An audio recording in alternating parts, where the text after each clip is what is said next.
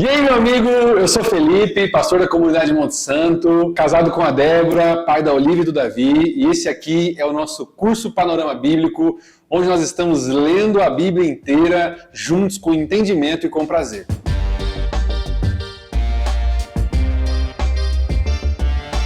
Esse é o 8º vídeo do nosso curso, já tem 7 vídeos para trás, desde o início da Bíblia até os Evangelhos. Então, se você não assistiu os vídeos anteriores, volta aí para assistir, que tem muito material bom para você poder ler a sua Bíblia inteira com entendimento e com prazer. Nesse vídeo nós vamos falar sobre o livro de Atos. E é um livro que está ali logo depois dos Evangelhos, né? Ainda um livro narrativo na Bíblia, no Novo Testamento, mas é um livro muito importante para a história bíblica e para o plano de Deus por completo. A gente sabe que Atos, na verdade, poderia ser nomeado, né, segundo Lucas, né, a segunda carta de Lucas, né, porque Lucas está mandando uma carta para Teófilo e ele divide o seu evangelho em dois. A parte do evangelho de Lucas conta a história de Jesus até a sua morte e ressurreição, e a parte de Atos conta após a ressurreição de Jesus, e aí agora a vida dos discípulos, né, que agora se tornam os apóstolos de Jesus, e até o que aconteceu com a igreja depois que Jesus voltou aos céus, e como que o Espírito Santo foi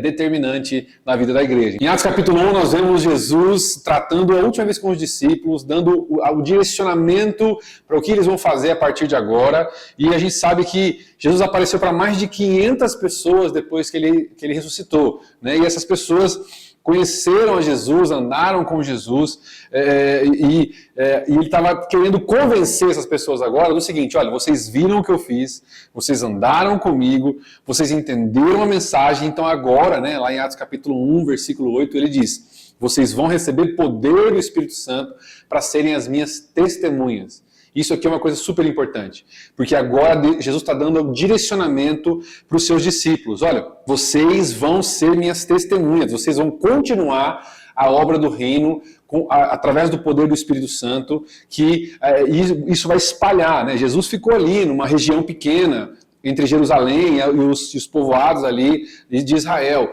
e agora eles seriam levados para longe, anunciando o nome de Jesus como Salvador. E antes, é importante só lembrar que o povo de Israel, na época que Jesus nasceu e viveu, morreu e foi ressurreto, eles aguardavam a vinda do Messias, né, as promessas do Messias. Então, eles estavam esperando que um dia apareceria alguém descendente de Davi para libertar Israel do domínio de Roma, para tirar Israel de ser dominado pelo Império Romano e voltar a ser uma nação governada por um descendente de Davi, no trono de Davi. Então eles estavam aguardando isso, e até quando Jesus fala para os discípulos sobre o que eles deveriam fazer, eles perguntam para Jesus: Jesus, vai ser nesse tempo que você vai restaurar o trono, o reino de Israel? Eles estavam ainda esperando que Jesus levantaria uma bandeira e falasse o seguinte: ó, agora nós vamos tirar o Império Romano e vamos assumir o controle de Israel. E não foi isso que aconteceu. Jesus falou: olha, ainda não é tempo disso, isso vai acontecer, mas ainda não é o tempo.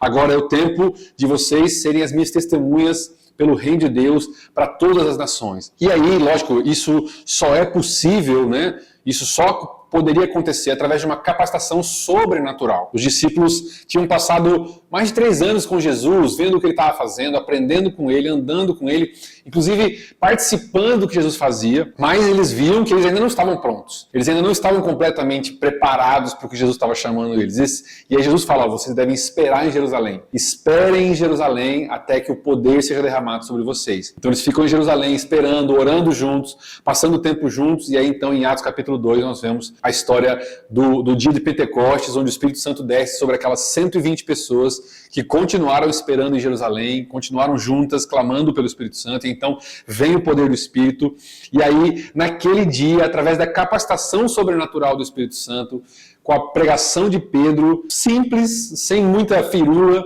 Pedro prega e 3.000 pessoas se convertem no mesmo dia. O grande foco do livro de Atos é mostrar justamente isso, o desenvolvimento do Evangelho, a obra de Cristo se espalhando pela terra, agora potencializada pelo poder do Espírito Santo. O Espírito Santo é o personagem principal do livro de Atos. A maior intenção de Lucas escrevendo o livro de Atos era mostrar o Espírito Santo agindo através da igreja para fazer a vontade de Jesus na terra. Então a gente vê, por exemplo, em Atos capítulo 2, e aí daí para frente, as pessoas se convertendo a Jesus, crendo em Cristo como sendo o Messias, né, deixando as suas vidas de pecado para viver uma vida de devoção a Jesus Cristo, mesmo com Jesus não estando mais na terra, mas agora os seus discípulos pregando o nome de Jesus e o Espírito Santo, né, sobrenaturalmente convencendo as pessoas que Jesus era o Messias. O livro de Atos é um livro narrativo, né? Então a gente já falou sobre narrativas do Antigo Testamento alguns vídeos atrás e que servem aqui também para o livro de Atos, né? Não necessariamente Atos está querendo criar uma doutrina na maioria das vezes, ele está contando a história do que aconteceu com seus discípulos. Então, quando a Bíblia não fala de forma imperativa, faça isso ou não faça aquilo, ou viva assim ou não viva assim, quando ela está contando uma história, poucas vezes você pode tirar daquilo lá, não, esse personagem fez isso, portanto a Bíblia diz que nós devemos fazer isso. Não necessariamente é isso, né? A gente tem que olhar para o contexto completo da Bíblia para poder entender, e isso é muito importante também no livro de Atos. Então é sempre bom, sempre importante confirmar se um texto de Atos está concordando com todo o restante do texto bíblico que a gente já leu. Mas a gente pode encontrar em Atos vários princípios de vida, né? E principalmente, né, a coisa mais importante, sermos encorajados a viver uma vida debaixo do poder do Espírito Santo para pregar o Evangelho. Do início de Atos até o capítulo 9, na verdade, a gente está vendo ainda a história do povo judeu, a história do povo de Israel, né? Desde Gênesis 12 até aí, Atos capítulo 9, é a história do povo de Deus, o povo de Israel, o povo descendente de Abraão, Isaac e Jacó, que depois se tornou Israel. A gente está contando a história sobre ele. O Espírito Santo desce pela primeira vez em Atos 2 sobre judeus, eles começam a anunciar o nome de Jesus para os judeus. O Espírito Santo vai descendo e vai enchendo a vida das pessoas que eram os judeus que estavam crendo em Jesus. Isso era um cumprimento das promessas feitas a Abraão, mas então em Atos capítulo 10 tem uma história que muda o rumo do livro de Atos e muda o rumo da história de Deus. Pedro recebe uma visão, ele está num quarto e ele recebe uma visão muito doida, assim, né, como de um lençol descendo, e aí vários animais descendo sobre aquele lençol, e tantos animais puros quanto animais impuros, né, por conta da lei que tinha em Israel. E então tem uma voz que fala para Pedro assim, fala: Pedro, levante-se, mate e coma esses animais. Aí Pedro fala assim, conhecendo a lei, conhecendo que ele não podia comer os animais impuros, ele fala: jamais vou comer esses animais impuros. E aí então a voz volta e fala para ele assim: não chame de impuro o que Deus purificou. E então ele não entende muito bem o que é essa visão, fica pensando sobre isso. Mas aí então chega algumas pessoas enviadas de um capitão romano chamado Cornélio. Cornélio, a Bíblia conta a história desse cara, ele era um gentil, né, um não-judeu, um capitão romano, e a Bíblia fala que ele era um homem devoto, um homem de oração, e ele era um homem caridoso. Então, um não-judeu tinha costumes de oração e de caridade e de busca pelo Senhor, e aí, então, num desses dias, esse homem recebeu uma visita de um anjo, falando assim, vai buscar Pedro, que ele vai vir aqui e vai pregar o evangelho sobre vocês. E isso acontece. Esses homens levam Pedro para a casa de Cornélio. Então, quando Pedro está indo para a casa desse gentil, porque quando um judeu entrava na casa de um gentil, é como se fosse uma quebra da aliança, uma quebra da lei. Ele estava se tornando impuro. Então, mas Deus falou assim, vai com esses caras, pode ir com eles, acompanha eles. E então Pedro começa a entender um pouco da visão que ele tinha tido antes, né? Então Deus estava abrindo uma oportunidade para não somente os judeus, mas também os gentios crerem em Cristo e serem salvos e serem colocados dentro das promessas de Deus. Pedro chega na casa de Cornélio, né, eles conhecem Cornélio e Cornélio cria um ambiente onde várias pessoas estavam lá. E aí então Pedro começa a pregar o evangelho para aquelas pessoas na casa de Cornélio, começa a falar sobre Jesus, sobre o arrependimento, sobre viver crendo que Jesus era o Cristo, o Filho de Deus, o Messias. E aí no meio da pregação, antes de Pedro conseguir terminar o seu sermão, o Espírito Santo desce sobre aquelas pessoas na sala.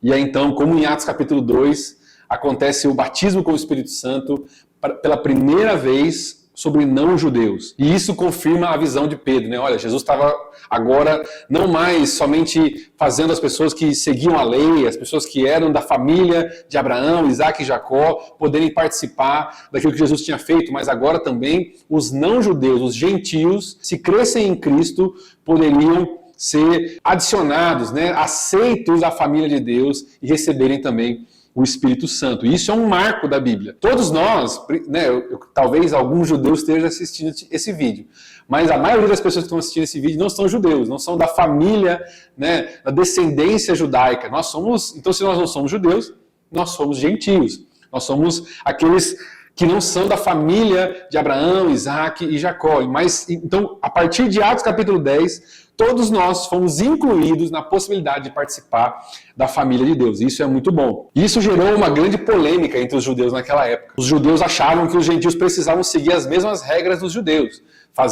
Seguir as leis, seguir a Torá, enfim, obedecer todas as coisas, e os gentios estavam falando, não, a gente não precisa fazer isso não, a gente foi salvo por Jesus, pela graça, o Espírito Santo veio sobre nós, e aí começou uma discussão, tal. Será que a gente precisa orientar eles a não comerem os certos alimentos, a se purificarem, a seguir as festas e tudo mais? E aí em Atos capítulo 15 acontece o Concílio de Jerusalém, que mata essa disputa, né, esse desentendimento, e eles chegam na conclusão de que, olha, os judeus podem continuar sendo judeus, podem continuar fazendo as suas festas, os seus rituais, seguindo a lei, mas os não-judeus, os gentios que creem em Cristo, abstenham-se somente de impureza sexual, alimentos sacrificados a ídolos, do sangue e da carne de animais estrangulados. É isso. O resto não precisa ser um judeu, não precisa se tornar um judeu, seguir as tradições judaicas, né? Então, a única coisa que eles precisavam era seguir orientações que eram importantes, né? Se abster da impureza sexual, permanecer em santidade,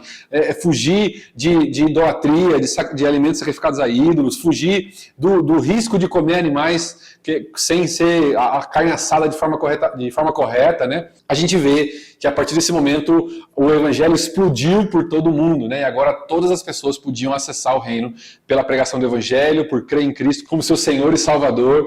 E a gente vê que isso gerou uma grande perseguição àqueles que conheciam o evangelho, tanto que eles vão fugindo e pregando o evangelho, as pessoas vão se convertendo e eles vão fugindo dos judeus. E o evangelho chega até Roma, que era a capital do mundo naquele momento. Então milhares de pessoas se arrependeram de seus pecados, chegaram até Cristo por conta das testemunhas capacitadas pelo Espírito Santo, que estavam, né, falando sobre Jesus, falando sobre a obra de Cristo na cruz e como eles podiam ser salvos através de Jesus. E hoje nós somos fruto do início da igreja lá de Atos, porque nós estamos aqui hoje porque eles começaram, porque eles pregaram, porque eles perseveraram mesmo contra a perseguição na pregação do Evangelho. E mais importante, tudo isso foi feito debaixo do poder do Espírito Santo. É o Deus Espírito, a terceira pessoa da Trindade. As histórias que Atos conta têm que nos levar a confiar na obra do Espírito Santo, né, e no poder sobrenatural que ele nos traz. A pregação do Evangelho não é algo que a gente faz porque a gente sabe intelectualmente. As pessoas não vão ser convencidas pela obra de Jesus porque a gente vai ser bom no argumento. Não, as pessoas vão ser convencidas porque o Espírito Santo vai convencer o coração delas. Claro, o Espírito Santo vai nos usar, mas quem faz a obra, quem muda o coração das pessoas, quem convence, quem cura, quem transforma, quem restaura, é o Espírito Santo de Deus através de nós. Então, nós podemos entender que nós somos chamados para receber o Espírito para habitar dentro de nós. E através de sermos a habitação do Espírito Santo, ele vai usar a gente para cumprir o propósito de Deus para nós na terra. Para a gente terminar, Atos cumpre o que Jesus disse, né? Que os discípulos fariam coisas ainda maiores do que Jesus fez, né? Ele fala, vocês são meus seguidores, vocês vão fazer as mesmas coisas que eu, até maiores, e Atos mostra justamente isso, porque realmente eles pregaram para milhares de pessoas, eles curaram muita gente, muitas pessoas se entregaram das suas vidas de pecado, deixaram as suas vidas erradas, e tudo isso aconteceu porque as pessoas aceitaram o chamado de Jesus, aceitaram ser as suas testemunhas e ir pela terra, ir pelo mundo, né? Atos 1:8 fala sobre Jerusalém, Samaria, Judéia e os confins da terra, e eles fizeram isso, capacitados pelo Espírito, e hoje nós somos fruto da pregação do Evangelho, porque homens, como os homens retratados em Atos, não desistiram mesmo debaixo de perseguição, e isso tem que nos trazer muita alegria. No próximo vídeo nós vamos falar um pouco sobre as cartas apostólicas, né, sobre as cartas de Paulo, as cartas de Pedro, as cartas de João, para a gente chegar quase ao fim do nosso curso Panorama Bíblico. Não esquece de se inscrever, de compartilhar esse vídeo e mandar para alguém que também precisa ler a Bíblia inteira nesse ano de 2026. Deus te abençoe.